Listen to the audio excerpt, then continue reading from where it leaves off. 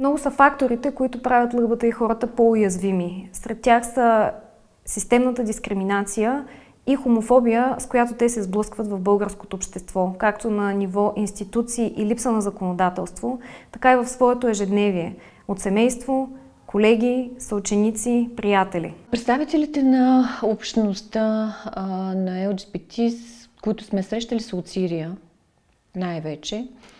Имали сме хора от африкански държави също така.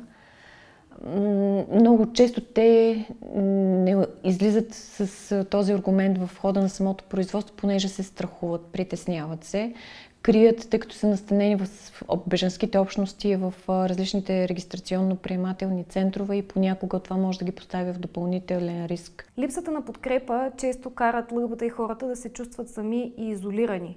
Когато обаче някой има интерес към тях или им даде обещания за щастлив живот в чужбина, успешна работа, добри доходи, те са по-склонни да се доверят на тези обещания и това ги прави наистина много по-уязвими на това да станат жертва на трафик, защото трафикантите често използват точно такива похвати.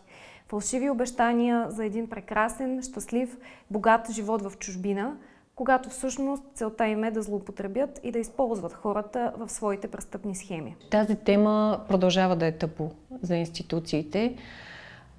Удобно или неудобно те я заобикалят. Когато има такъв човек, някакси аз се сблъсквам с едно супер очудващо мълчание. Тоест сякаш този човек го няма, той няма конкретни нужди. Може би се притесняват пред нас да заявят позицията си, която обикновено е доста дискриминативна.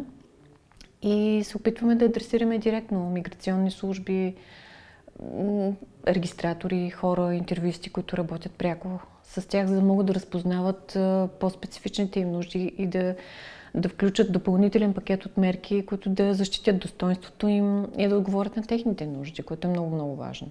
Случаите на жертва на трафик сред представители на ЛГБТ общностите рядко биват докладвани. Поради страх от повторна стигматизация или това, че няма да получат необходимото разбиране и подкрепа, жертвите избягват да докладват за това, което им се е случило и съответно не получават професионална помощ за справяне с ситуацията, в която са попаднали.